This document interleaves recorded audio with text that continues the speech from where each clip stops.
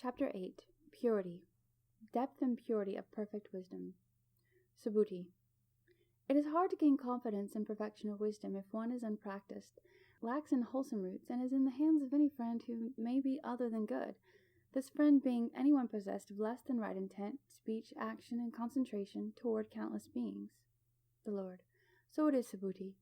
It is hard to gain confidence in perfection of wisdom if one is unpracticed, has only diminutive wholesome roots, is dull-witted, does not care, learns little, displays inferior understanding of wisdom, relies on any friends who may be other than good, is not eager to learn, and who is unwilling to ask questions, and who remains unpracticed in wholesome dharmas. Subhuti. How deep indeed, Lord, how profound is perfection of wisdom, as being so hard to gain confidence in. The Lord. Form is neither bound nor freed. Because form has no own being as innate, inherent, or individualized in any true or absolute sense, any material process is wont to be assumed if, or as any do not exist. Any starting point of any material process is neither bound nor freed within or beyond any perceptibility, because any starting point of any material process is without own being.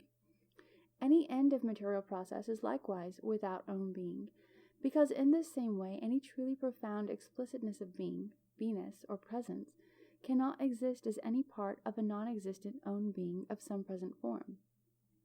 Discursive facts within and of themselves are ephemeron, elusive, and transitory, and this same applies for any remaining skandhas, feeling, perception, impulse, and consciousness, in short, any thing whatsoever. Subhuti. It is exceedingly hard, Lord, to gain confidence in perfection of wisdom if one is unpracticed, and has planted no wholesome roots, is in the hands of any friend who may be other than good, has come to be or is under what is described to be the sway of Mara, is lazy or of small vigor, or is not attentive to mindfulness. The Lord. So it is, Subhuti, because purity of form is identical with purity of fruit, and purity of fruit is identical with purity of form. It is thus this purity of form and this purity of fruit can neither be multiplied nor counted as two, nor are these one divided. And Subhuti, not even can these be counted as one, as these have no basis, no ground from which to determine any singleness. Neither can these be broken nor cut apart. It is thus as this purity of form comes from purity of fruit, and purity of this fruit comes from this purity of form. And the same relevance exists between purity of form and purity of all knowledge. The same applies to any other skandhas whatsoever. Shariputra, fathomless, O Lord, is perfection of wisdom. The Lord. From purity is revealed dissolution of defilement and obscurity. Shariputra. A source of illumination beyond any source is perfection of wisdom. From purity. A light is perfect wisdom. From purity. Not subject to rebirth is perfect wisdom. From purity. Free from defilement is perfect wisdom. From purity. Here is neither attainment nor reunion as perfect wisdom. From purity. Perfect wisdom does not reproduce any self. From purity. Here is absolutely no rebirth of perfect wisdom, whether in any world of sense desire, or in any world of form, or in any formless world. From purity. Perfect wisdom neither knows or perceives. From purity. What does perfect wisdom neither know nor perceive? The Lord. Form and the other skandhas. And why? From purity. Shariputra.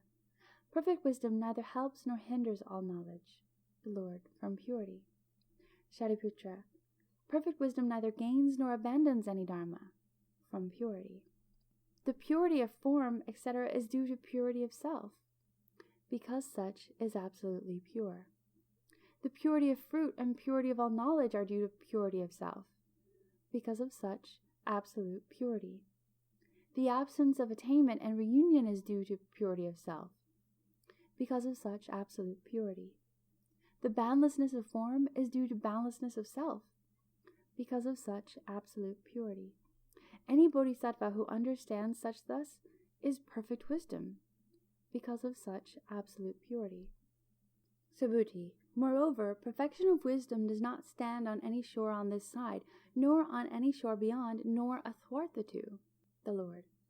Because of such absolute purity. Subhuti. A bodhisattva treating even insight as any object of perfection hereby parts from perfection of wisdom and gets far away from such. Attachments. The Lord. Well said, Subhuti. For also names, as any things whatsoever are called, and assumingly adjudicated as such, and signs, and as any one thing or group of things, owing or lending any more or less or even equal substantialness or reality to another, are sources of attachment. Subhuti. It is wonderful, O Lord, to see any extent to which perfection of wisdom is well learned, well explained, well rounded off. The Lord even announces these sources of attachment. Shariputra. Which, Subhuti, are these attachments?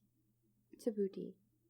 It is an attachment if one perceives any skandhas are empty, or past dharmas are past dharmas, future dharmas are future dharmas, and present dharmas are present dharmas. Such are merely names. It is an attachment if one forms any notion such as, someone who belongs to the vehicle of the bodhisattvas begets a great heap of merit through one's first production of any thought of enlightenment. Such are merely signs. Chakra. In which manner, Subhuti, is any thought of enlightenment a source of attachment? Subhuti. One is attached as one perceives of any thought of enlightenment as, this is blank first thought of enlightenment. And now one thinks to convert such to full enlightenment while conscious one is doing so. For it is quite impossible to turn over essential original nature of thought by thought. Any thought or thing neither is nor is not as truth and reality, as one is merely aware as such, and merely indicates in some way or fashion such to such within suchness. To reveal or have such revealed in this way, one does not waste any self or thing away, and the manner which one rouses others to suchness is the sanction of Buddhas. As such, one succeeds in abandoning any and all points of attachment. The Lord. Well said, Subhuti. You make bodhisattvas aware of these points of attachment. I now announce other, more subtle attachments. Listen to these well, and pay good attention as I teach these to you. Say on, O Lord, and the Venerable Subhuti listened in silence. The Lord. Hear, Subhuti, any son or daughter of good family, full of faith, attends to Tathagata through some sign, but so many signs, so many attachments. Such as this is also, Subhuti, from signs come attachment. It is in this way of being, as this one is conscious, that one rejoices in all dharmas with no outflows of Buddhas and Lords, thought of as either past, or of some future, or even this present. After such rejoicing, one simply turns over into full enlightenment any wholesome root which is associated with one's act of jubilation. As a matter of difference, however, this true nature of even these dharmas is neither past, nor future, nor present, for such lie quite outside any of these three periods of called time. For this reason, such cannot be converted, for as suchness, this quite simple truth is such as any dharmas whatsoever cannot be treated as any sign, nor as any objective support, and in absolute truth can neither be seen, nor heard, nor felt, nor known, for any and all of these involve one's elusive self in this much more complicated process of being, as perhaps over and against this simple nature as such. Non-attachment. Subhuti. Beyond any depth, beyond any presence, O Lord, is essential original nature of dharmas. The Lord. Because such is isolated. Subhuti. Unfathomable is essential nature of perfect wisdom. The Lord. As any and all essential nature is pure and isolated, here is revealed perfection of wisdom as deepening toward essential nature, yet not as perfect wisdom. Subhuti. Isolated is essential nature as perfect wisdom. I pay homage to perfection of wisdom. The Lord. Also all dharmas are isolated as essential nature, and the isolatedness of essential nature to all dharmas is identical with perfection of wisdom, for Tathagatas fully know all dharmas as not made. Subhuti. Here, do all dharmas have the character of not being fully known by the Tathagatas? The Lord. It is just through essential nature these dharmas are not something. Nature for such as these is no nature, and no nature are these as nature. All dharmas have one mark only, for example, no mark. It is for such a reason all dharmas have a character of not being fully known by Tathagatas. Here are no two natures of dharma, but just one single one is nature of all dharmas. And nature of all dharmas is not nature, and no nature is their nature. It is thus all these points of attachment are abandoned. Subhuti. Deepening still, O Lord, is perfection of wisdom. The Lord. Through depth such as this is like unto space. Subhuti. Hard to understand, O Lord, is perfection of wisdom. The Lord. Nothing is fully known by the enlightened. Subhuti. Unthinkable, O Lord, is perfection of wisdom. The Lord. Perfection of wisdom is neither some thing thought can know, nor which thought may even have any access to. Subhuti. As such, not some thing made is perfection of wisdom, O Lord. The Lord. As such, neither can maker be apprehended, nor any thing be made. Subhuti. How under these or any circumstances does any bodhisattva course as perfect wisdom? The Lord. A bodhisattva courses as perfect wisdom if, while coursing, one does not course in skandhas, or if one does not course in any conviction such as skandhas are impermanent or are empty, or these are neither defective nor entire. And if one does not even course in any conviction such as form is neither any defectiveness nor entirety of itself as form, and the same for any other skandhas, one courses as perfect wisdom, but only inasmuch as any perceptible manifestation to any of us may allow, or to such a greater or lesser degree as one may for oneself make perceptible. Whatsoever degree this may or may not come to be, is to be sure perfect wisdom is beyond even such. Subhuti. It is wonderful, O Lord, how well such reasons for attachment and non-attachment of bodhisattvas is explained. The Lord. One courses in perfect wisdom if one does not course in any idea such as form is with attachment or without attachment. And as for form, so for any other skandhas, the sight organ, etc., to even such as feeling born from eye contact, so for any physical elements, the 6 perfections, the 37 wings of enlightenment, the powers, any grounds of self-confidence, any analytical knowledge, the 18 special Buddha dharmas and fruits of holy life, from the fruit of a stream winner to all knowledge. When one courses thus, a bodhisattva does not generate attachment to anything, from form to all knowledge, for all knowledge is unattached.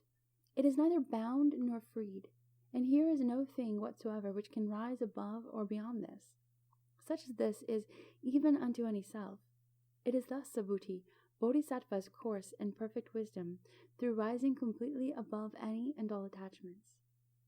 Like space or an echo. Subhuti.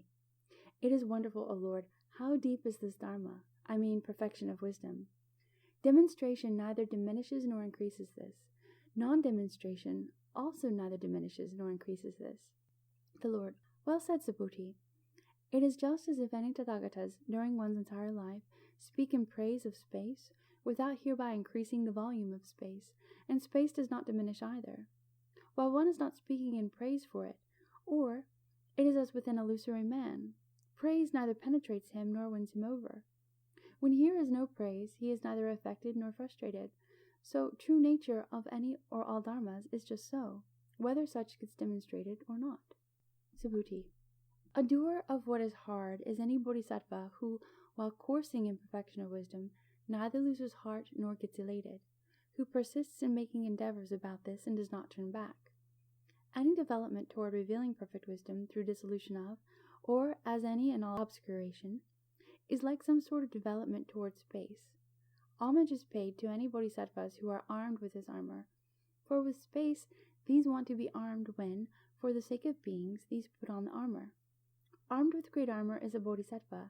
A liberator is any bodhisattva when one wants to be armed with an armor, and win full enlightenment for the sake of beings who are like space, who are like the realm of Dharma.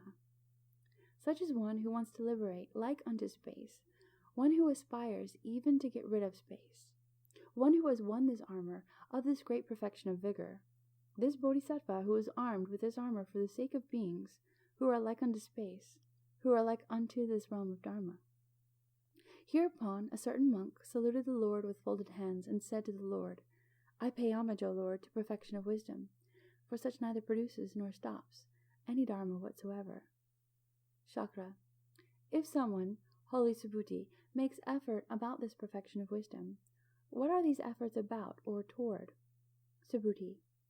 One makes efforts about or toward space, and one makes one's efforts about or toward a mere vacuity, if one decides to train as perfect wisdom or to work toward such perfection of wisdom.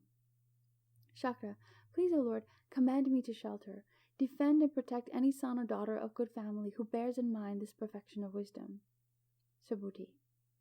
Shakra, can you see any dharma which you intend to shelter, defend, and protect? Shakra, not so, holy Subhuti. Subhuti. So when a bodhisattva stands in perfection of wisdom as this is being expounded, just this is one's shelter, defense, and protection. On the other hand, if and when one is lacking in view of perfect wisdom, beings and ghosts looking for entry will gain entrance into one such as this. One does, however, want to arrange shelter, defense, and protection for a bodhisattva coursing in view of perfect wisdom. What do you think, Kaushika? Are you able to arrange shelter, defense, and protection for an echo? Shakra. Not so, holy Subhuti.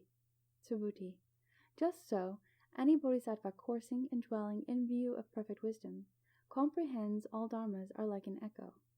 One does not think about such, does not review, identify, or perceive such, and knows such dharmas do not exist. Their reality does not appear, cannot be found, cannot be got at. If one dwells thus, one courses in view of perfect wisdom. Conclusion. Hereupon, and through the Buddha's might of the four great kings in this great trichilocosm, and all these chakras, chiefs of gods, and all these great Brahma gods, and Sahapati, the great Brahma, all came to this place the Lord is. Reverently, these are saluting the Lord's feet with their heads, and are walking 3 times round the Lord, and are now standing on one side. Through the Buddha's might, and through his miraculous power, their minds were impressed by the sight of 1,000 Buddhas. In these very words, by these monks called Subhuti, is this very perfection of wisdom being expounded, just this very chapter of perfection of wisdom, with reference to just these chakras, chiefs of gods, ask questions and counter questions. At this very spot of earth is just this perfection of wisdom being taught. Maitreya also, the bodhisattva, the great being will, as he wins the supreme enlightenment at this very spot of earth, teach this very same perfection of wisdom.